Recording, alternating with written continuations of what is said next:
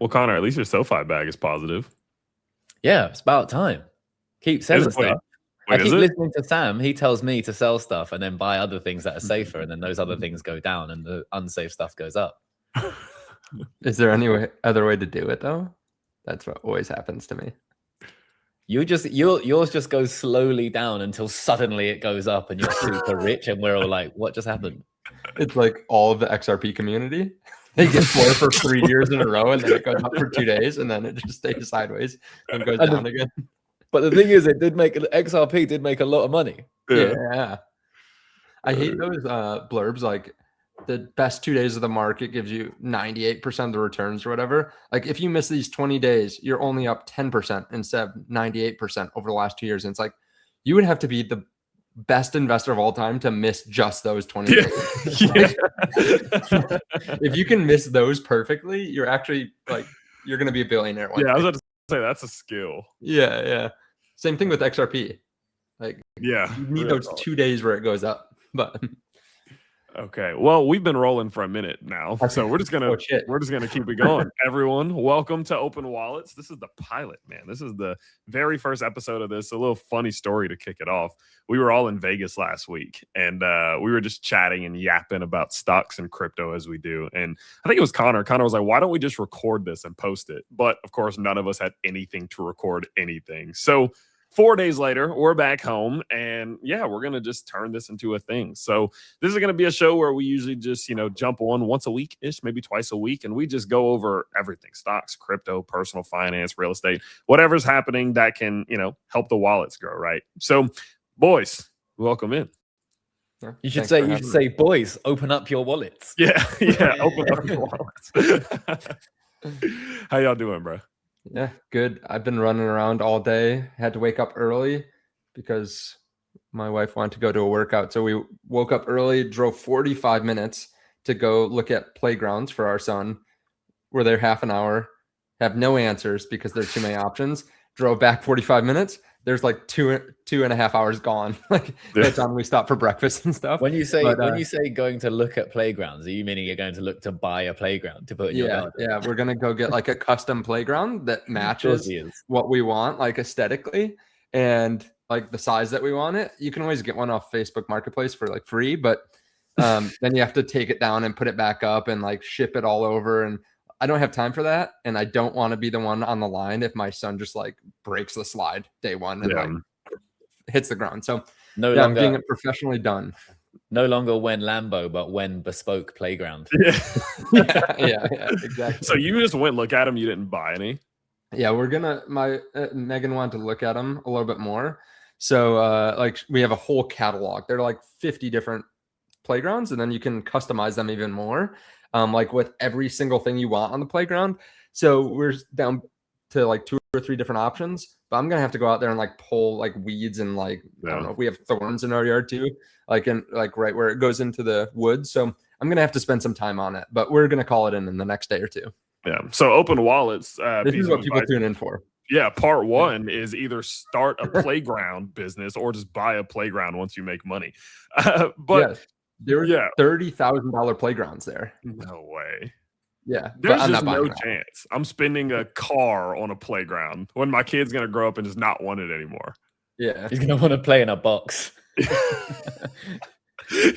gonna like the leaves next to it more.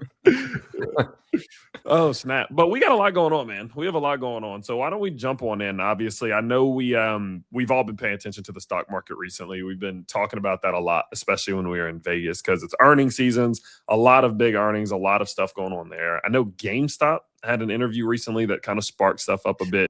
Iran conflicts popping back up a bit, stuff going on in crypto. So why don't we jump in? Sam, you're the guy here who I think is the most into the stock market. And so why don't you kind of just take us down what's happening over there?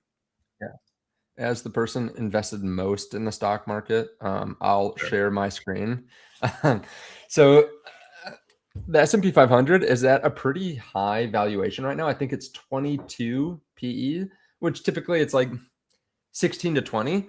And a lot of people don't like to invest when it's high because the historic returns go down a lot if you're above like a 20 PE. But I think there's actually pretty good reason for it. Like right now, the last week or so, the stock market's hitting all-time highs. It's not because of anything with Iran, at least as far as I can tell.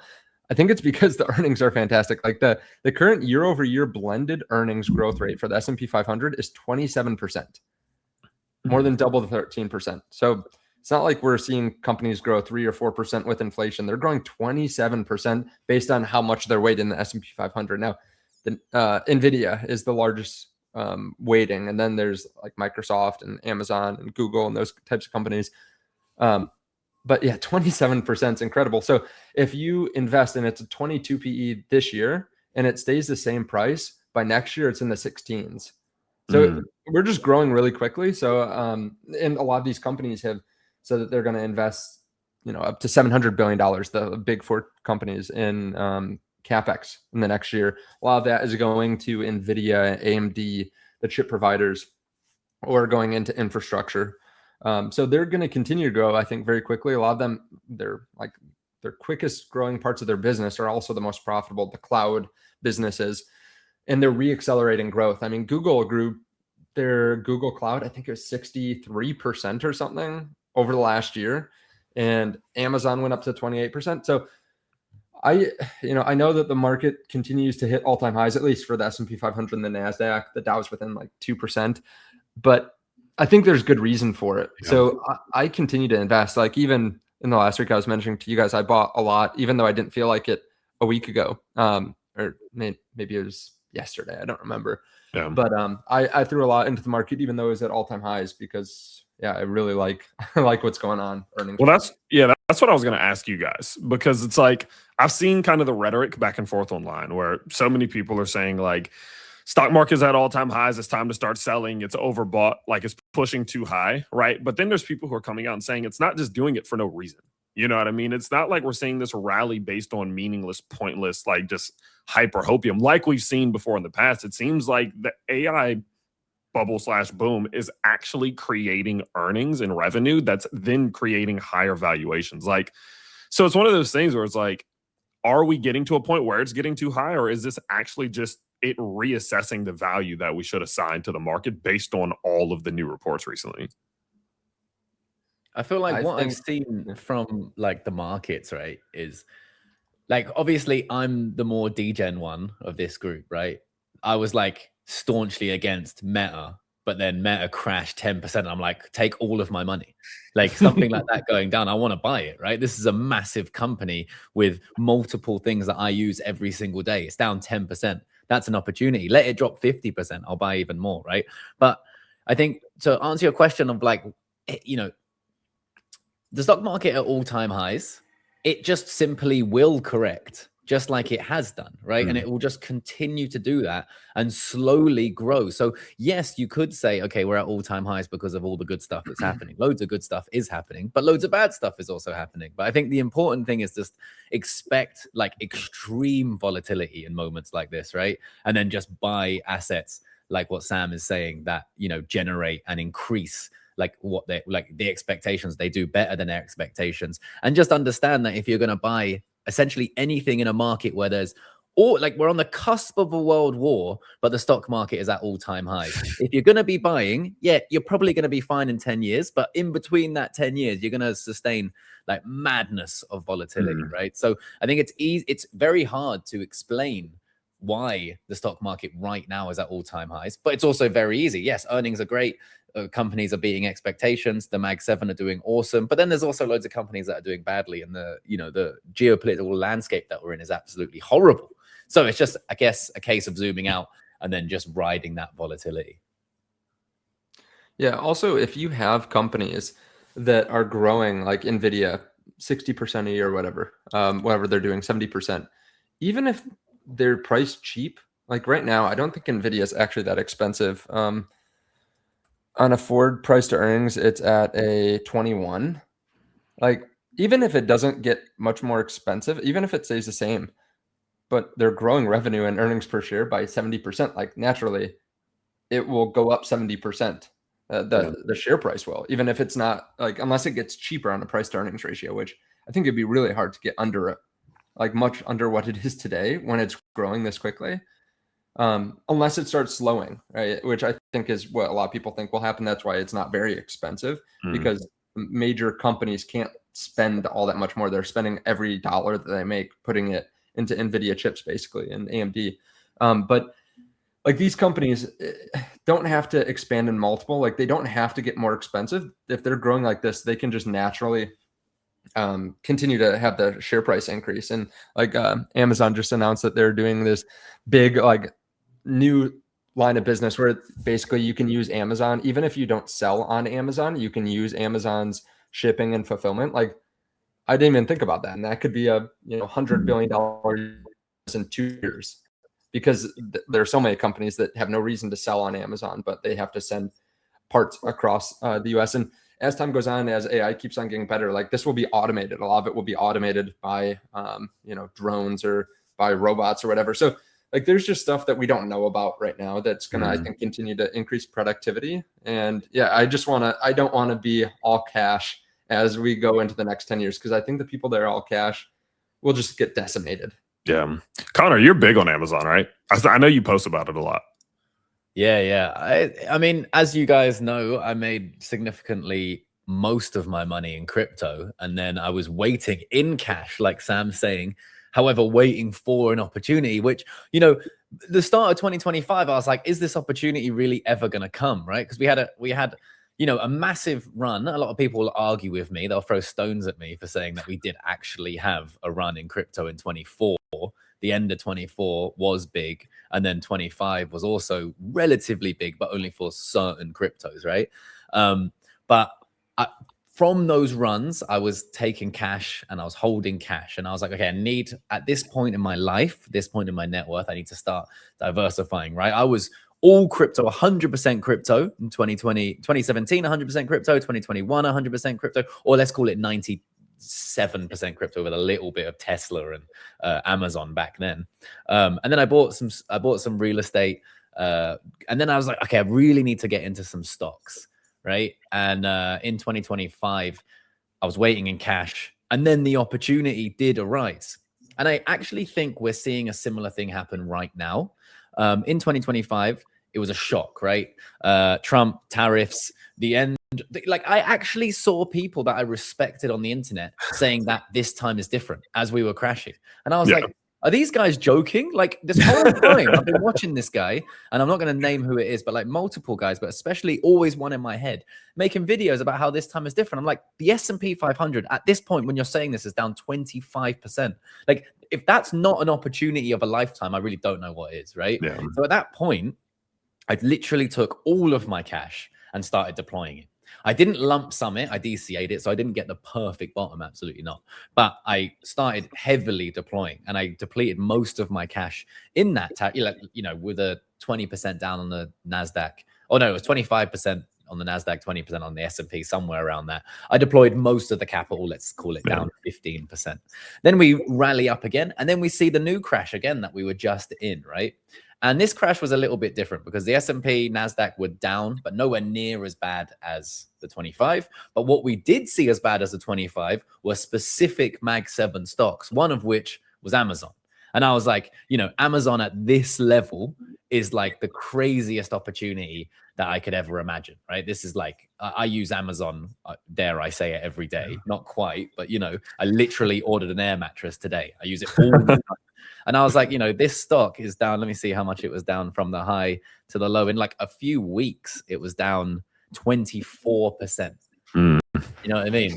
So with that said, with it being down 24%, I was like, okay, well, this is the opportunity. I'm deploying capital. So, to jumble everything I'm saying into one, I think people are waiting on the sidelines, but see the veracity and the way the market moves when we have a crash. I think the people are deploying it.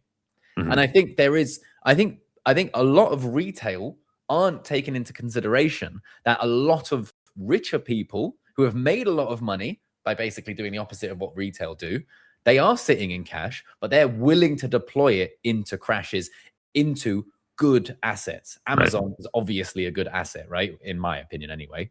But like, look at the market and then just look at the S&P 500. You don't get moved. Like, this is not, people will come out and say it's manipulation. They're trying to convince you to buy before it annihilates 90% or whatever people are expecting.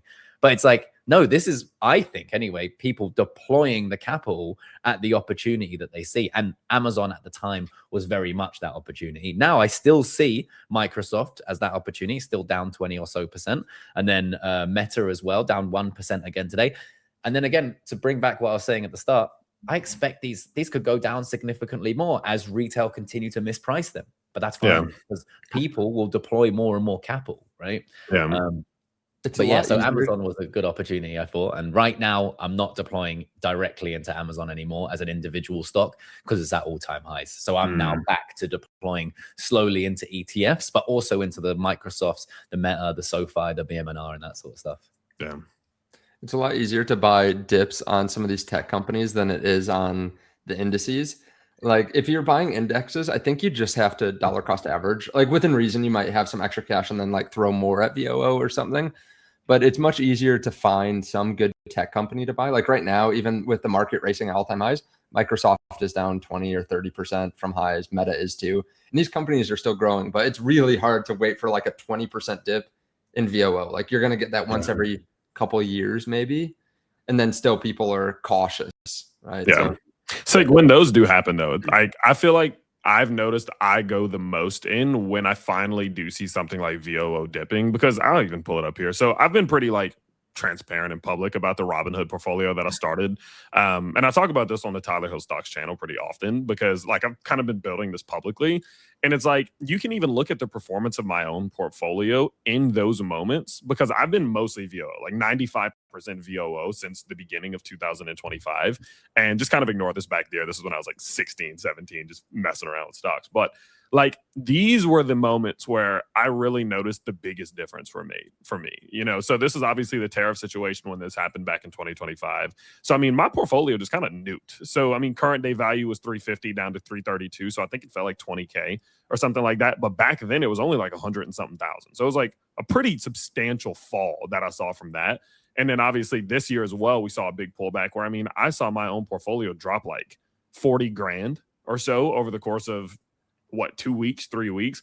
But those were those moments where I started buying in heavily. I do kind of regret it because I remember at this time, Connor, you were just screaming about Amazon over and over and over again. And I just DCA'd indices rather than going into individuals. And I got some individuals, right? SoFi, Hood, MasterCard, whatever. But I do kind of regret just dollar cost averaging mostly into VOO because now I'm like seeing Amazon running. I got a little FOMO, but I know better. I know like I'm not just gonna ape now. Mate, I have FOMO. I'm so annoyed. I'm so annoyed at myself. Yeah. Like I was deploying capital, but Sam, and correct me if I'm wrong, but none of us expected it to move like this. Like I was like, it's gonna go back, but like it's like the war situation is gonna give me another month, let's say, of at least sideways or down. And I blinked my eyes and we were at all-time highs. Yeah, we have to remember too, it wasn't just the war thing. Like we had a lot of individual stocks and even Microsoft, like a large company falling down because of all the AI concerns. And like software was selling off for 6 months in a row or 12 months. Like there are software stocks that are still growing 20% annually that have gone down 80 to 90%. That we're selling at a 100 to 200 P and now are 20 or 10, like Adobe or ServiceNow. And like those types of companies used to be like the darlings 5 years ago. So it's really easy to feel like you have forever. Same thing with like a crypto bear market. You feel like you have forever and that we're just going to get another leg lower and you dollar cost average, but you have money sitting there and then you just never get to deploy all of it. Like I've said on my channel, I put a third of my cash, like 4 months of my income, of good income, not expensive, but income into the market within a week. And I still wish I had done more. Like I could have done more because I don't need that cash for anything. It's not like it's an emergency fund. But yeah, I wish I had done more. A lot was in Amazon and Microsoft and Meta and VOO. But the craziest to do enough. Yeah, the craziest part about me though is like I actually nuked all extra available cash that I had out because I have obviously funds allocated for specific things, but my stock market available cash, I just nuked it all in at once. I was like, whatever, let's just see what happens. And that was like 3 weeks ago before it ran. And even then, I'm still sitting here like, why didn't I just start selling other stuff to buy more? But that's obvious. I mean, like that's just hindsight, isn't it? Like 3 months from now, you'll feel fine. Yeah.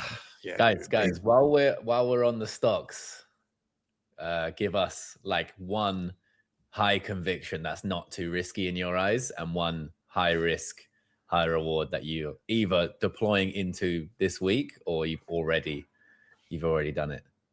Sam, you go first. Okay, I'll do the high risk one first because we haven't mentioned it. Duolingo is my worst performing stock that I have right now. Can you throw it up, Tyler? Yeah.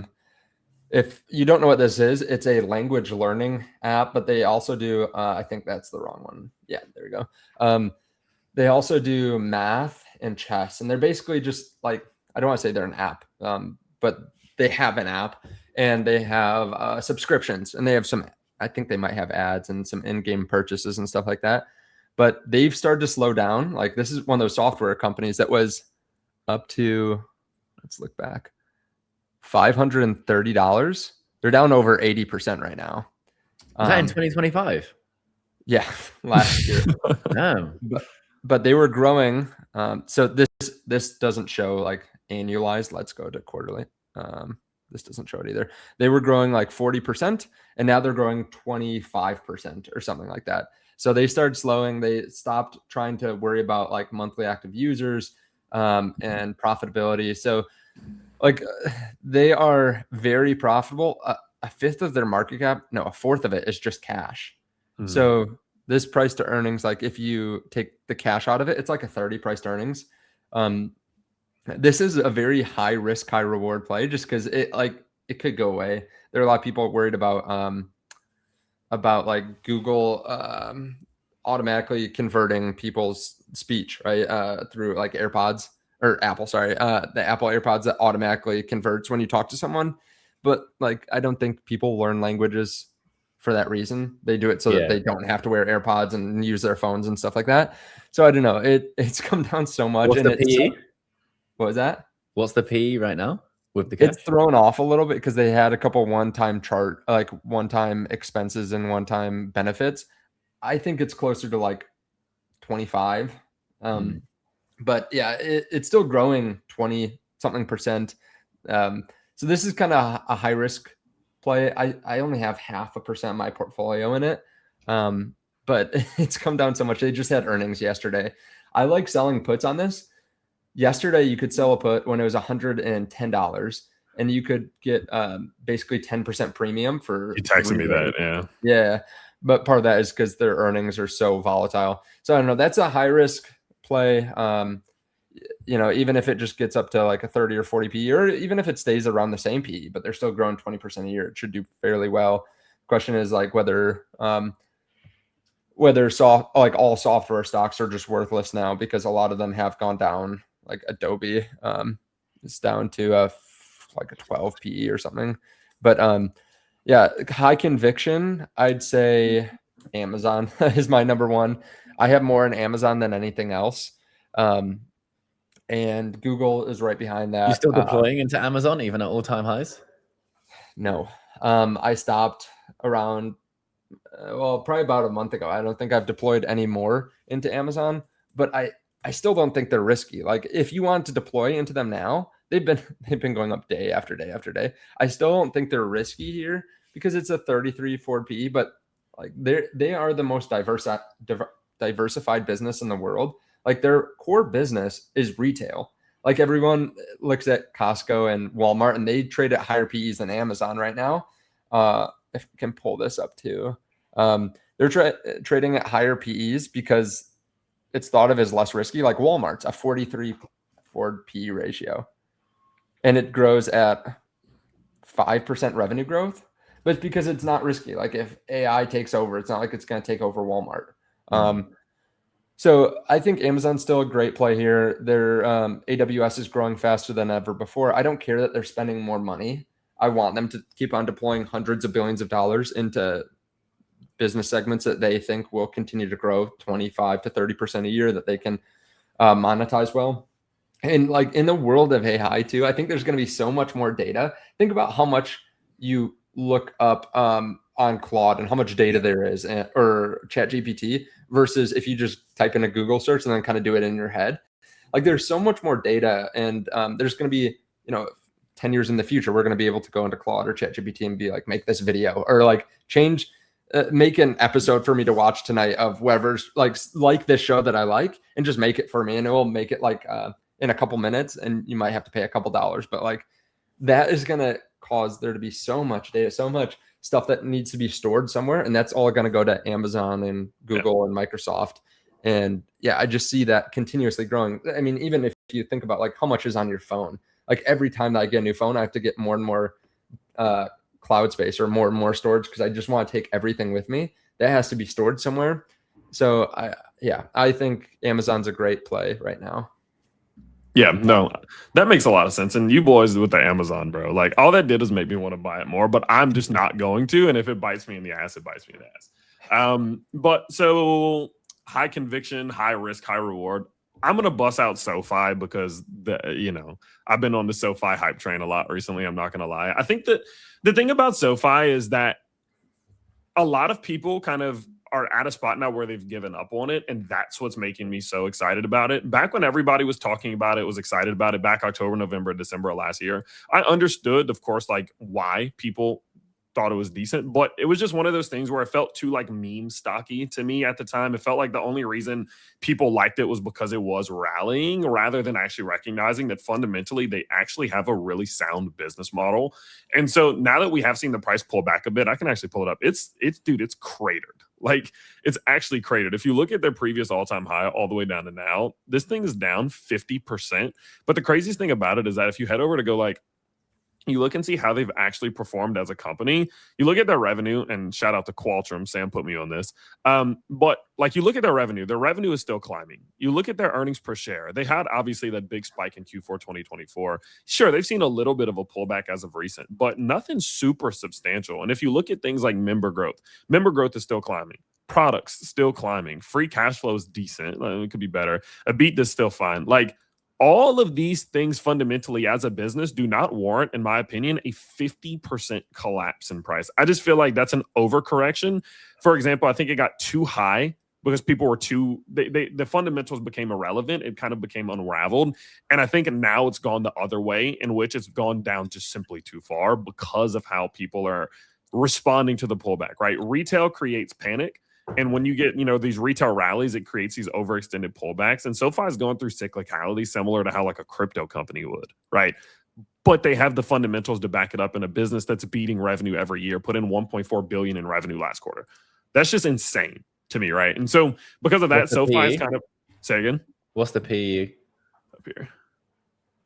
Bam. So currently 33.9, 24.8, and 20.06 if you look into 2027, which is not that crazy. And Sam, this is something I think you mentioned whenever we were in Vegas. Like, that's not that crazy for a company that's growing like they're growing right now in the niche that they're growing in. Because some people compare them to only financial service-based companies, but they also have other pieces to it, like the tech as well. So I just feel like it's undervalued. It's one of those ones that I have been buying. I actually did my first purchase on SoFi back in March of this year, and I've been building that one up a little bit. So that's kind of like my high risk, high reward play. If I was going to do something more conservative, like a boring pick, I'd probably go with MasterCard. I know we actually talked about this recently too. And the reason being is just because, again, I think MasterCard is just taking a bit of a beating that it doesn't deserve. I feel the same way about Visa. So MasterCard's currently down 17%.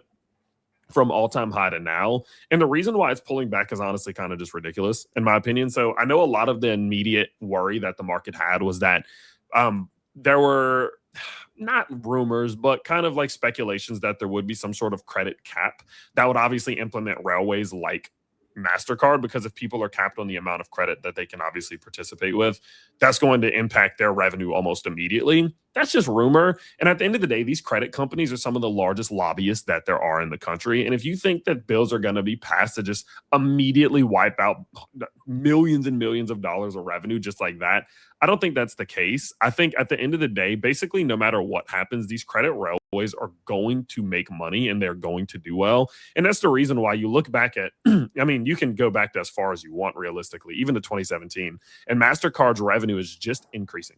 That's all it's doing. It's just increasing. And I don't think some sort of caps or anything like that is going to change that. Look at the total amount of MasterCards. Look at their free cash flow, their net income. Even their dividends are steadily increasing. And so to me, I'm like, if this thing's down 17% from an all-time high while its revenue is climbing and its earning per share is actually accelerating, I feel like that's just obvious. It just feels like an obvious pick to me. So that's my boring pick that I've actually just recently added to my port. I bought some MasterCard today too. Nice.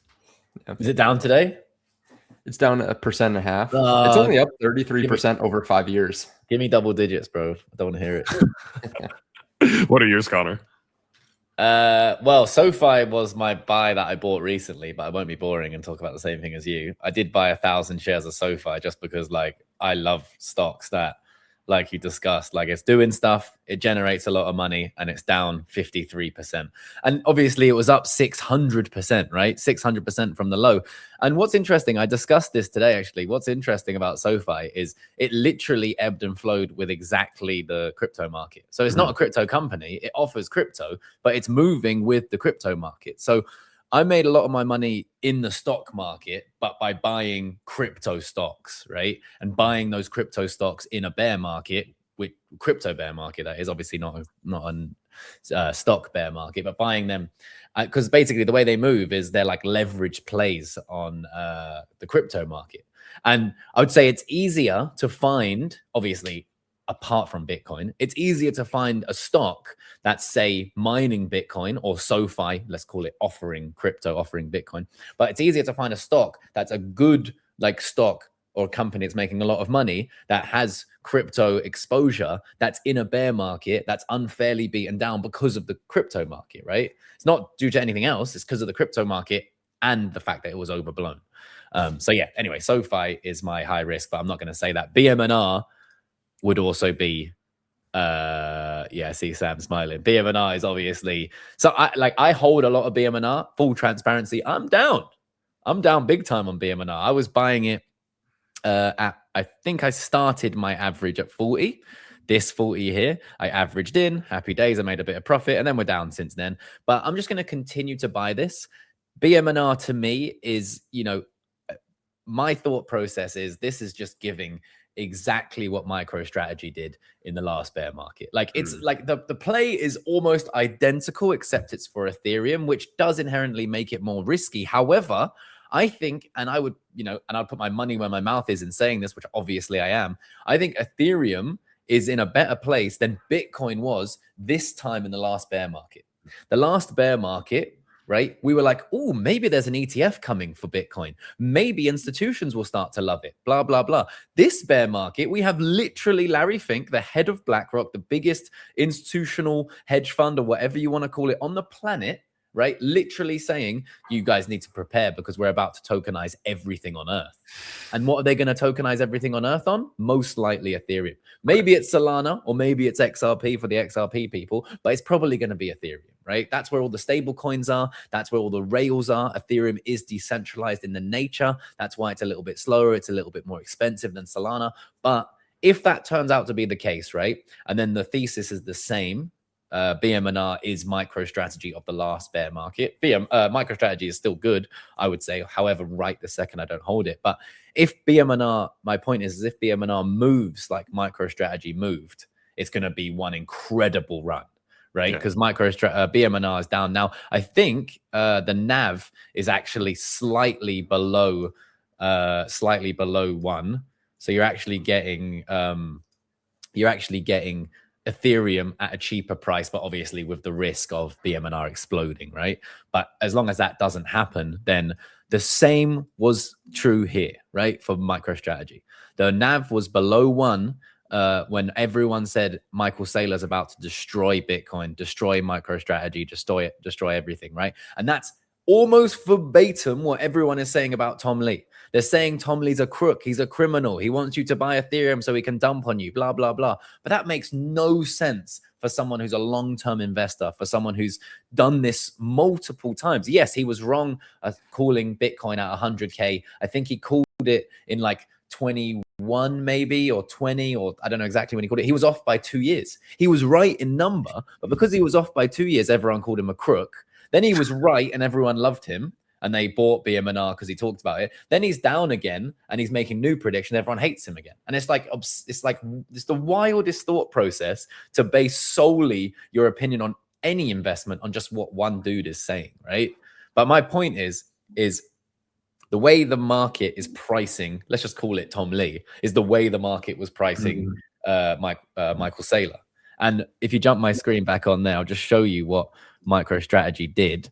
3,700%, right? From the bear market low to this bull market, right? Bear market low in 22, 23, and then bull market top. 2024, where everyone said we didn't have a bull market.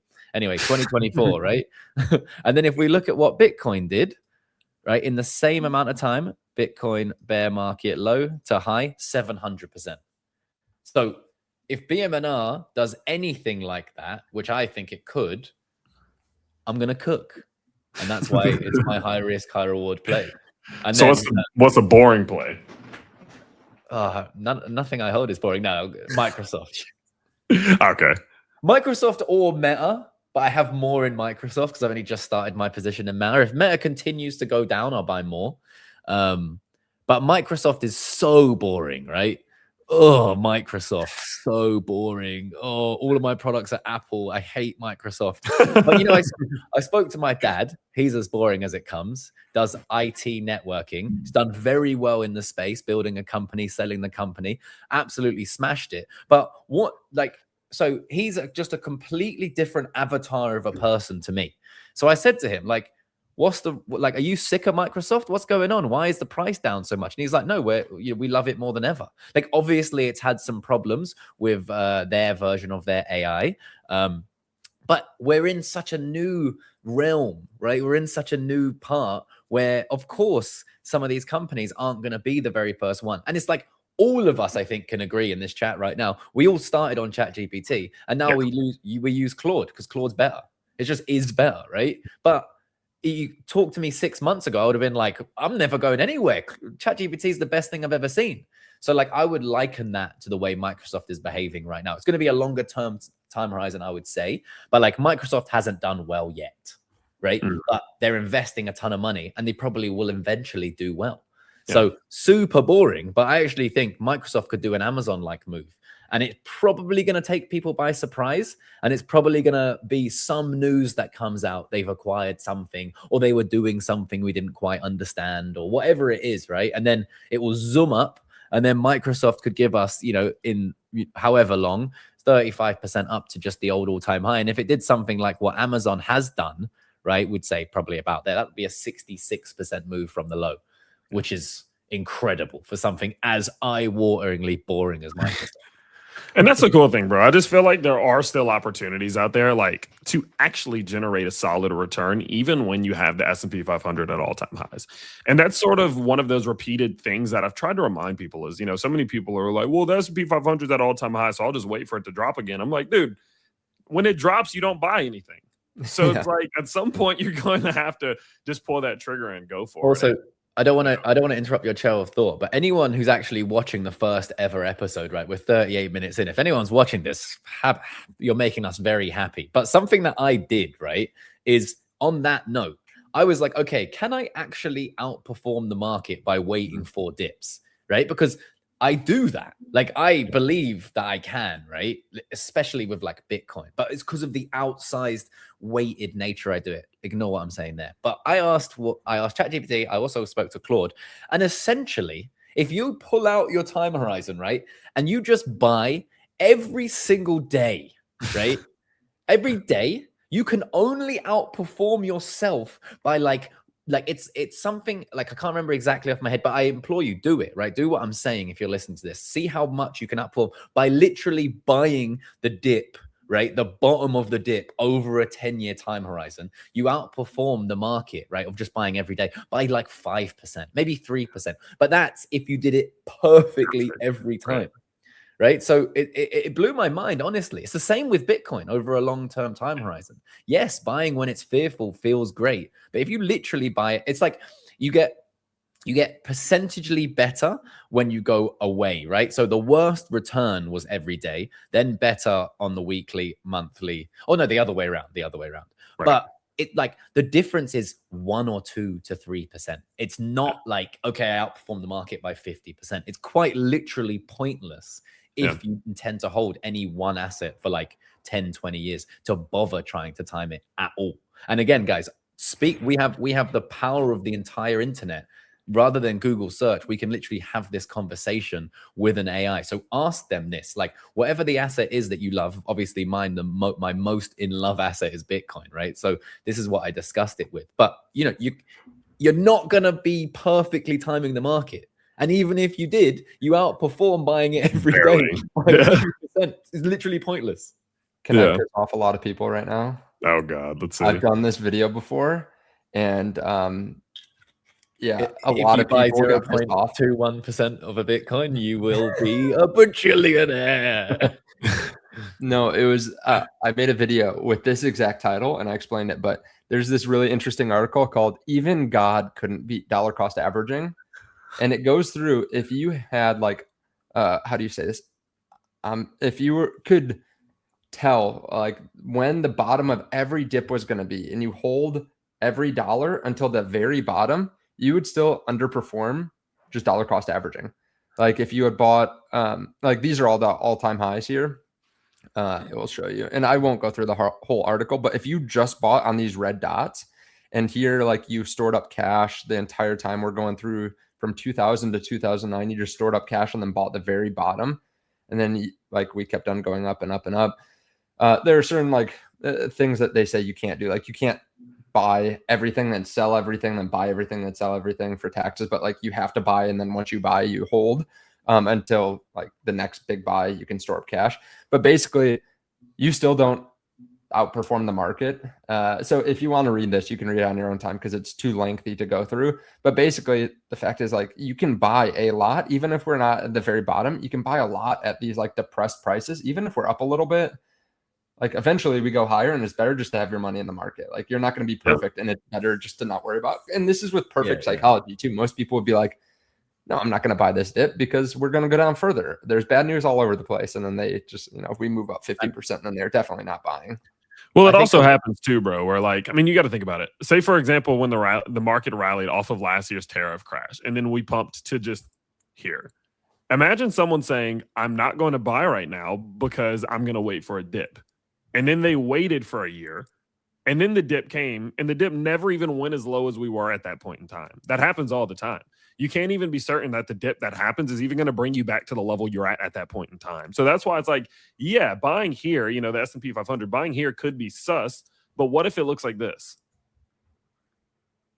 What if that's how this plays out? Then this still would technically be considered buying low. You know what I mean? It's crazy how it happens. And like, also, I feel we're all saying the same thing that we've always said for years, but just with new context. Yeah. I think the market as a whole, when I say the market, I mean like general retail. Obviously we're general retail, but we try and do not what a general retail person would do. But I think, including myself, obviously up until really last year, where I was deploying big capital into the stock market in comparison to, you know, my net worth, I think we grossly underestimate the effect of inflation on the stock market. So like, you know, when you speak to a normie outside of the investment world and you try to explain exactly what you just said, they're like, oh, well, obviously I'll just wait. It's going to come down. It's so high. It's nonsense that it could be this high, because they're applying that same thing to like 10 years ago when a dollar could buy so much more, right? So it's like, it's quite literally just pricing in inflation. And I think people underestimate like just how wild that is, right? And like, yeah, it might go down a bit, but yeah, I think that's something that a lot of people should take into consideration. It's nuts, bro. It's nuts. Well, let's shift gears a little bit. Let's talk a little crypto. I know we've been talking stocks. We can talk stocks all day, but let's shift gears a little bit into crypto. I know we're about 45 in, because there's actually some interesting stuff going on right now. So at the time we're recording this, Bitcoin's right around 81.5K, and it seems like this momentum started being gathered recently. So I made a video about it this morning, but Cynthia Loomis actually came out and said that they seemingly have reached a compromise on stablecoin yields that should be able to help progress the Clarity Act a bit forward and maybe even get it passed at some point. And some people don't care about the Clarity Act at all. They think it's like a non-catalyst, something that everyone's excited about, but it actually won't have an impact. But some people think like it's God's gift to crypto. So I'm curious for you guys, how much do y'all actually take this whole Clarity Act situation into like weight? I think it'll be good for crypto if it lines up with when we typically bottom, but otherwise I think it could be a bit of a non-event. But I'm over 90% of my crypto portfolios in Bitcoin and Bitcoin ETFs. So I don't really know how much it will affect me directly. So do you think really that more institutions will be more willing to interact with ETFs and Bitcoin, the underlying like assets, once it seems like there is more clarity in general around what they can and can't interact with? Or do you think it'll be like, if they're going to buy Bitcoin ETFs, they buy it anyway? More the second thing. But a lot of institutions still just haven't had the opportunity to. I know it sounds crazy because in retail, we hear about something and you can buy it within 5 minutes. But a lot of large institutions are still getting approval to even sell. Like I know someone that is a Edward Jones financial advisor, and they still can't bring up Bitcoin or crypto ETFs. Even if their clients bring it up, it's still like touchy to put a couple percent in Bitcoin. And what was it? Morgan Stanley, I think, recently started their ETF. And I'm sure with them knowing that they were going to do that for probably a year or more, they probably weren't allowing anyone to sell ETFs either, like Bitcoin ETFs. They wanted that demand pent up. So I think there are people that have never been able to buy Bitcoin ETFs that are still just getting the approval to now, and maybe even a couple of years in the future. So I don't know. I'll be honest. It's been so long since I talked about the Clarity Act. I don't even remember what it is. I know it has to do with stable coins. I know it has to do with like yield and banks using it, but I don't really remember. Is it just that institutions and companies can use stable coins instead of dollars? So it's more kind of like the regulatory framework around what is and isn't allowed basically in the US when it comes to crypto. So like what sort of institutions and companies, what they can and can't interact with legally. And it actually did a good job at passing last year, but it's still held up in Congress because banks are stalling it out. From what it seems like, it all comes down to the stablecoin yield thing, in the sense that they don't want stablecoins to be able to generate users' interest because it's a direct competition with bank loans and things like that, obviously. And so it's just been stalling as a result of that. And so that's why the news recently from Loomis saying, hey, we may have come to a compromise is great. But the problem is that everyone in crypto doesn't want to compromise. They're like, no, why should we have to limit what crypto is capable of doing because banks don't want it? Like, we're breaking the system. And my whole thought process is, why would you bank on the people who control the system to allow you to do things that will break the system? That just doesn't make sense. You know what I mean? So that's kind of why it's getting held up. But everyone, it's like the whole XRP thing. And that is one of the things that kind of concerns me with this whole situation. You remember the XRP lawsuit with the SEC? Everyone's like, when the XRP lawsuit ends, it's gonna, and then just like nothing really. I think it went to like up like 30 cents and then just came back down. I do get concerned about that, but I don't know. Connor, what do you think? Well, I think that eventually, most likely, people just won't realize that stable coins are just banks, and they'll be like, we won. And then the bigger guys just laughing at everyone like, no, you didn't. It's just the same thing, you idiot. But hey, whatever. we bought Bitcoin when it was early, right? And I still think right now it's early. Like, that's how I think it will be.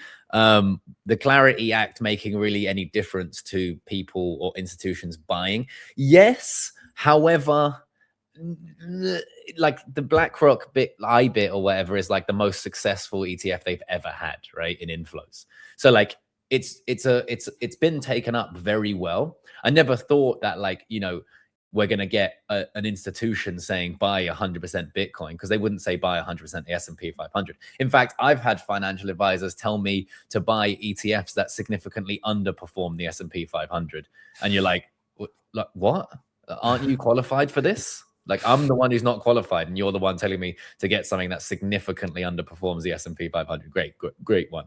But I think the Clarity Act is just like, I think it will come. Basically, what where we've got to now is basically, right, Coinbase, you can't give direct yield on your stable coins, but you can pretend you can give your users a bonus. Wink, it's not interest, it's something else. As long as you call it something else, then you can do it. And then that will like maybe pass. And then, woo, we got what we wanted. You didn't. And then a few years go down the line, and then banks just become stable coins in, you know, USDT or whatever it is just a bank. And then again, everyone's convinced they won, when really the hidden whatever tinfoil hat you want to say it. I don't want to get too deep into that, but more so, if we position ourselves before these things happen, right, we get to win. And that's like what, you know, this investment journey is all about. So do I think the Clarity Act will increase investment and people using crypto? Yes. Will it be like the bill's passed and now Bitcoin is $1 million? No, it's just going to be a slow and steady thing. Just like the XRP lawsuit, right? It didn't do anything at the start, and then it did let XRP have a nice rally, and then it came back down. And but these are the things that like are kind of intangible because they seem like they're separate, but they probably were connected in a way that we don't really understand.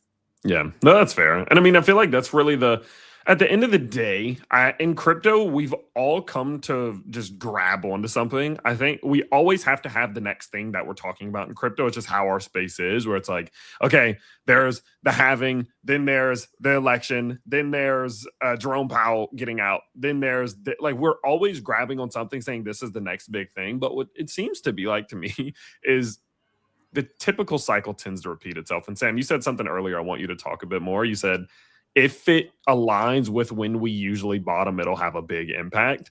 I agree with you there. I feel like a lot of the biggest catalysts in the space only actually catalyzed the space because of when it happened and not what actually happened, if that makes sense. Yeah. Yeah. I mean, I'm just trying to pull up a chart that shows exactly when we typically bottom, because it is wild how closely our bottoms and tops align. That sounds right. Wrong, but like our bottoms are almost always at the same point in the 4-year cycle. These red dots are the Pico bottoms for the market cycle, and every circle is 4 years basically. So if it's in a line like this, they're all at the same time. So we have peaked around the same time in the cycle the last 3 cycles. We have bottomed at the same place the last 3 cycles. So basically, we would see a bottom right towards the end of the year, 1 year after we peaked, which we peaked in October. So naturally, if we bottom about a year later, it would be 6 months from now, 5 months from now, something like that, we would hit bottom. I could really see the powers that be making the Clarity Act pass towards the end of the year. Like, it keeps on getting pushed back, and then that kind of marks the bottom.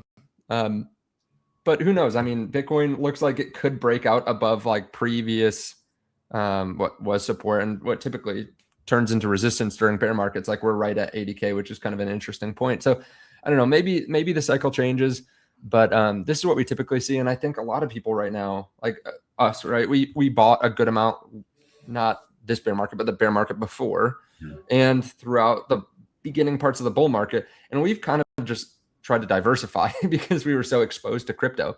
And I think a lot of people are probably in that same boat. I haven't talked to too many people like that, but I'm guessing a lot of people were like that.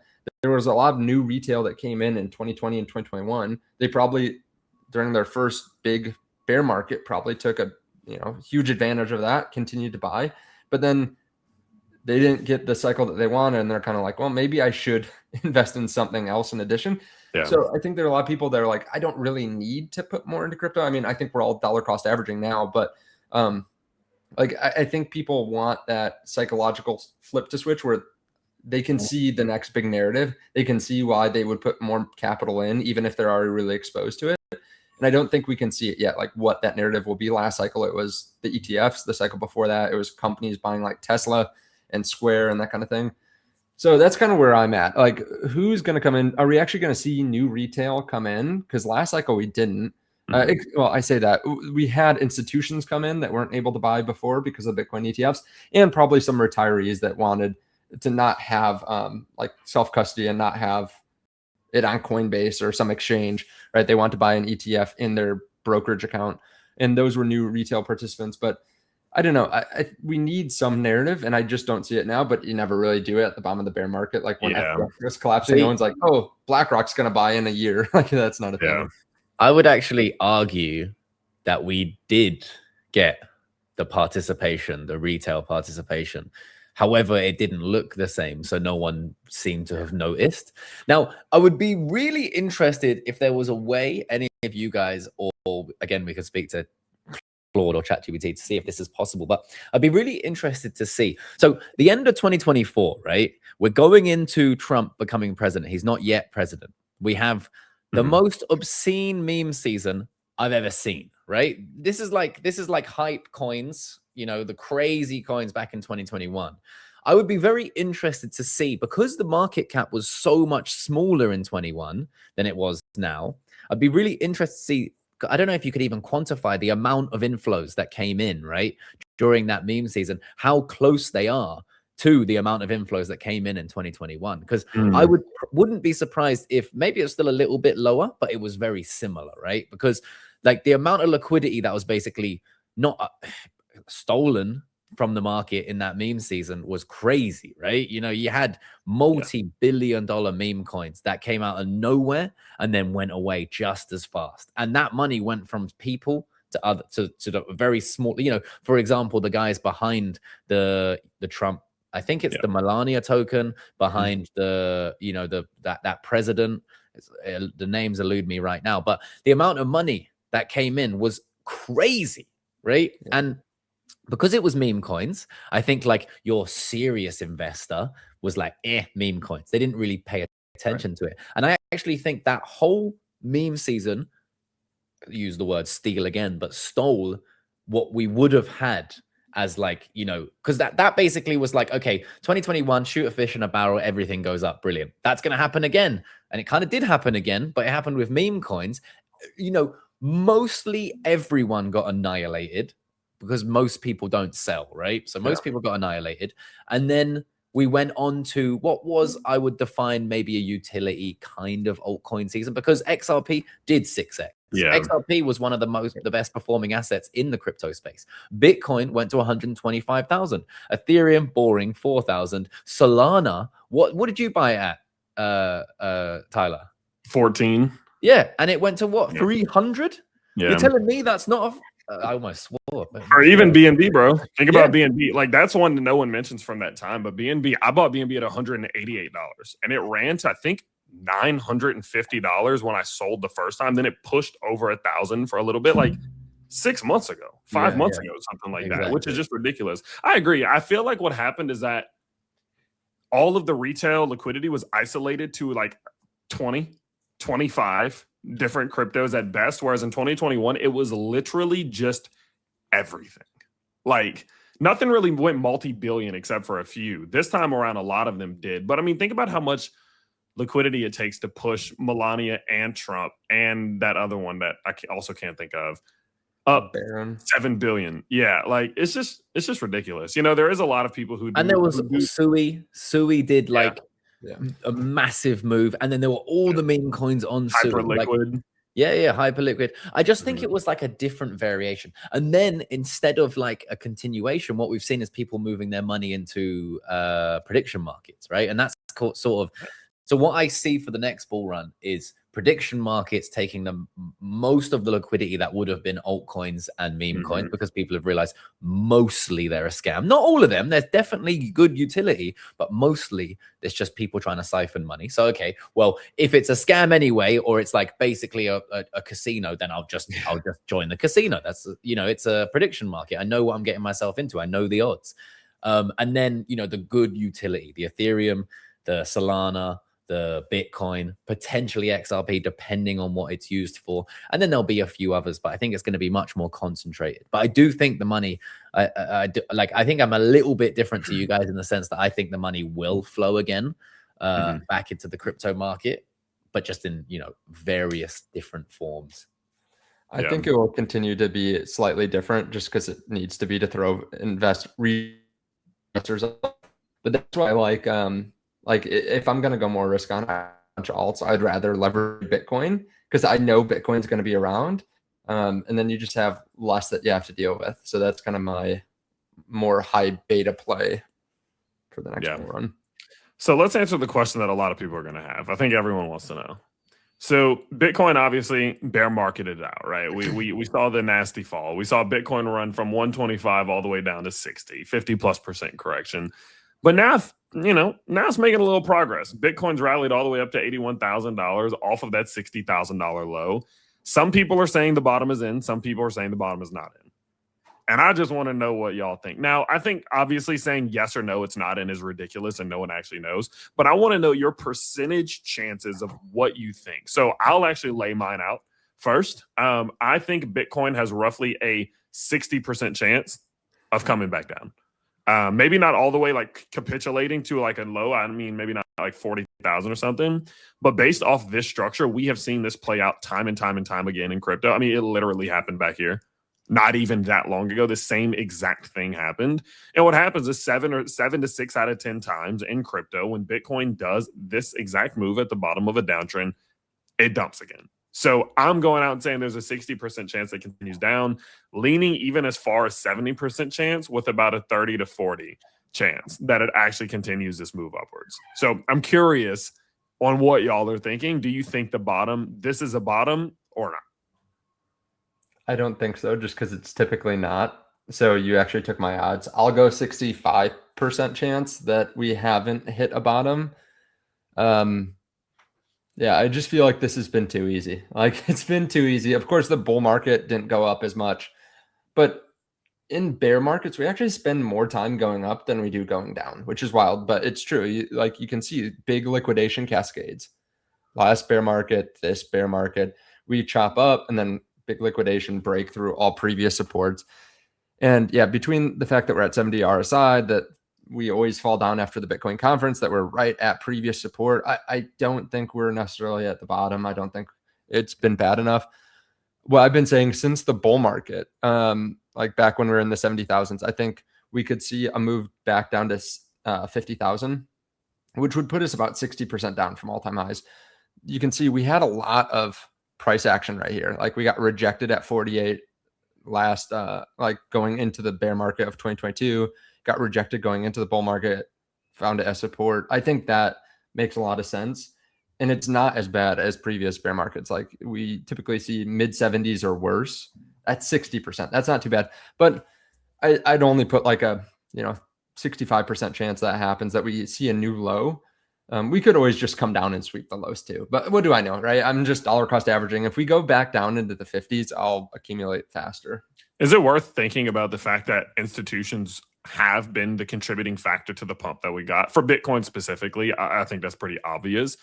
And they are going to operate just a bit differently than retail would. So like, I have been in the mindset of thinking this bear market could end up shocking people with not being as bad as we all expect, because it is backed by a different source of liquidity than previous. But then that's me pulling that shit of saying this time's different. And that's always so scary, but it's hard when it actually is different. Like, there is actually things going on right now that are contributing to the market in a different way than previously. I don't know. That could wreck the most people, as if we just go down 40% and then everyone that timed it perfectly at the top, that say that they saw the hunt, never buy back in. That would be hilarious. Yeah. Connor, what you think? Bottom is in or no? Well, I think there's something along the lines of what Sam said, that Elon Musk said, like the most, what is it? The funniest outcome or whatever, remember, the funniest outcome tends to be the one. So for me, I basically have now created a full-on both trading and investment strategy, which involves essentially just hedging what I'm doing. If I'm going to take a massive risk, I need to hedge it. Every time in history, I've been in Bitcoin since 2017, since before the 2017 bull market. So early 2017 was when I started to buy. I bought at 3,000. It went to 17,000. I had no idea what a bull market even was. I didn't know numbers went down. I had no idea. I saw the number go up and I thought, now I'm rich. Brilliant. I can buy a Ford Mustang. And I was very excited.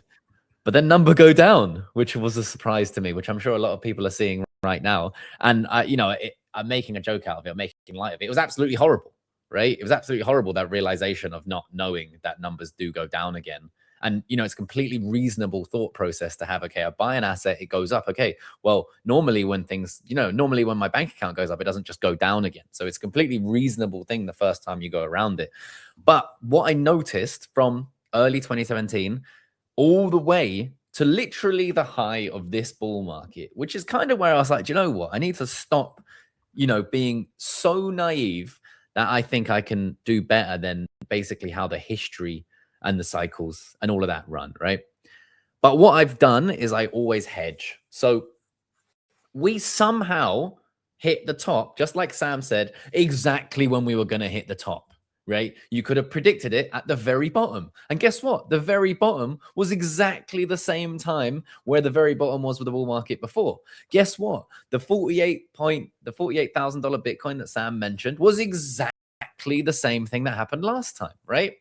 I bought at 40K. It went up at 40K in 2022's bear market. It started to go up. I thought, brilliant. Just like today, when people are going, brilliant. I bought the bottom. I'm a G. It went up. It got rejected at the 200-day MA. It continued for 6 months and bottomed exactly where it bottomed last time. And guess what? Every single time we've pumped and we've crashed, there's been some news that's groundbreaking, that's different, that's you can't fathom how this time could not be different given the news. And yeah, it's not different. It's the same every single time. Elon Musk at the start of the 2021 bull market said Tesla's accepting Bitcoin. Brilliant. And then it rallied, right? And like, well, how could we ever go back? Because McDonald's is going to accept Bitcoin. This is the start of everything. And then guess what? China banned Bitcoin mining. Loads of Bitcoin mining was in China, and that crashed the market. And then everyone was like, in the middle of that crash, well, obviously Bitcoin's never going to come back because China banned it. It's over. But according to the cycle, it wasn't over. And guess what? It made a new high, right? So there's always something, and it's always unfathomable that it could be different. And this time right now, we are exactly at the 200-day MA, exactly at that 48K mark where we were in 2022, and exactly at the $10,000 or $9,000 mark back in 2018, right? So according to my thesis, where it's all the same, and somehow I wish I could tell you why, right? But just like Sam was saying, the bottom just goes, something happens, and then that same bottom ends up being the bottom, right? I wish I could tell you the reason. I wish I could tell you it's not going to happen this time. I do think this time is different. Everything in my being says this time is obviously different, right? We've got banks offering Bitcoin. We've got institutions buying Bitcoin. We've got MicroStrategy and Stretch buying an obscene amount of Bitcoin. We've got every reason, apart from liquidity, which that tap could be turned on at any moment, why we could rally higher from here, right? So therefore, because of that, and I'm still kind of naive in nature, I have been buying, right? Just in case this time is different. I got to buy some because I'll kick myself if I don't. Yeah. But also I know that if I buy, my last major buy was 67. The buy before that was 60. The time before that was about 67, right? But these are major buys. And the only reason why I'm buying is because I know that I will be more than happy, in fact, excited if Bitcoin drops 50% more from those buys. That's the only reason why I'm buying. And that is the hedge against me being wrong in believing the cycle will just play out the way it will, right? So the hedge against me believing the cycle will play out the way it will is by buying at 60K, 67K, 70K. The hedge against me being correct and we get rejected at 200-day MA and we go lower is simply I'm not buying all of it, right? I'm going long and I'm taking profits. I'm dollar cost averaging, but I'm not putting all of my money in the market. So if we do go down further, happy days, I can buy more. And that's really it. And yeah. So to answer, sorry, that was super long-winded, but to answer your question, I do think there's more part of me that thinks it's going to go lower than it's going to go much higher from here. But yeah, the funniest outcome is probably going to be the one. So probably what will happen if I was to go on solely that, we'll rally higher than the 200-day MA, just high enough that everyone goes, oh, okay, well, this time is different. We've never done this before. And then they jump in and that pushes us from, let's say, because the 200-day MA sits at 82. So we go to 90 and everyone goes, well, this has never happened before. Is this mine? Do you want me to put it on here? Yeah, so this is the 200-day MA, right? This is exactly the same point that we've got rejected at every point. Exactly here. It's a little bit of a lagging indicator, so it's more obvious later in time, but it ends up that it's around exactly that, right? You see there, and then all the way here, you see we got rejected right there, right? So it always happens, and it always happens at exactly the same point. And everyone always feels exactly the same in this rally, and in the rally that we're having right now. This time is different, right? So if I was to put, if I had to take a bet, right, on this, what I would say is we'll probably rally higher than this 200-day MA because a lot of people think the way I do. We'll go up to maybe here, 90, 96. Everyone will go, this has never happened before. It must be different. We must be going on to new highs. The bull market has started. That again will lead people to buy, which may even push us to break 100. 100 is a massive psychological level. People will be like, oh my God, we've broken 100. This is it. I'm going to miss out. That will be maybe the last squeeze here, and we'll push up maybe 105, maybe even 110, maybe even the old all-time high, right? Just slightly above it, to annihilate the most amount of people possible. Because if you were so bearish down here, just at the old all-time high, you're like, do you know what? I just give up. There's nothing I can do. I lost all of my money buying the last top, selling the last bottom. And you know what? I'll do it one last time. I'll throw all of my money in. It's all-time highs. We're obviously going to 200K. And then what we're going to do is something along the lines of straight now. We're going to annihilate everyone, right? Everyone gets liquidated. Yeah, it literally we already had the biggest liquidation event we've ever had, and that will probably be the next biggest liquidation event we'll ever have. And then I place it. I have my bear market strategy, and that bear market strategy sits as low as buying at 28K. So down here, right? That's where my buys are going to continue to. So that's what I'm planning. I have a set amount of money I plan to deploy all the way down to 28K. And that's my worst case scenario, right? And I might be wrong. It might go lower. But that's really, if I was going to say something was going to happen, that's what I think is going to happen, right? And because I'm putting it out there, because I think that there's probably 100 other people or 1,000 other people that think the same. So it'll be slightly different to that, enough to convince me that I'm wrong, and I go long or go short or whatever it is, and I get annihilated and taken along in that ride. But as long as I hedge my bets, I'll be able to survive, right? So if we go up to 120, are you going to trim, or are you going to think we're in a bull market? Or are you just hold? I'll be long anyway. So I'm always like, I'm long right now from a dump, and that long will either continue to rise, slowly trimming the profits, or that long will get stopped out at break even. So I'm already out about 55% of the trade. Tyler, can you just show my screen quickly? Yep. If it will show. So I opened a 6 Bitcoin long here at 62, and I've just been trimming it on the way up. So this long will stay intact all the way up to I will never close all of this position. Eventually, this will get stopped out. It will hit my break. Maybe if we do go into another bull market and we do break 120 and I'm completely wrong, then yes, I will close it. But if the bear market continues, I'll just ride this as far as it can, continue trimming profits daily. Every time we have a big push, I trim the profits. And then one day it will come down. It will stop me out at break even, not break even from what I put in, but break even from what's left. So I have about 35,000 I've taken out. So this right now is what I stand to lose if we go back down to 62. So I'll ride that all the way up. And then my spot bag, I will continue to DCA in just as I've been doing since 2017. And I have no intention of selling that because my plan is simply, I'll put that up for collateral if I ever need the money.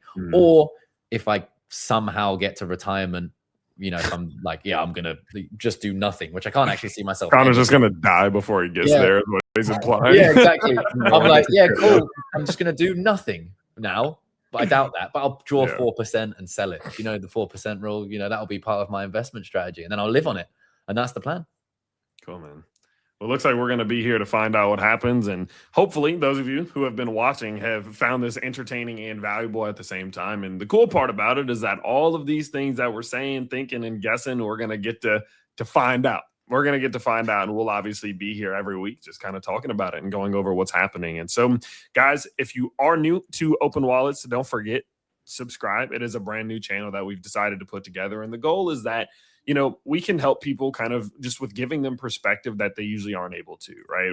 I think we all can agree that oftentimes in the world of content, a lot of creators and even ourselves sometimes, you just make content for the sake of making it. You're just making a video just to make the video, just to get something out there without actually providing a ton of value every single minute. And our goal within these sorts of shows is to actually give you guys value every single week that you can implement, whether it's stocks, whether it's crypto, whether it's real estate. Sam is a financial advisor, matter of fact, and he is giving you financial advice every single second of that show. So those sorts of things are valuable. I'm joking, obviously. And I hope you guys have enjoyed it. So we will leave our links down below. Check out all of our channels. We got stock channels. We got crypto channels. Feel free to check those out. And yeah, guys, I think we're good to go here on episode 1. Cool. Appreciate it. See ya.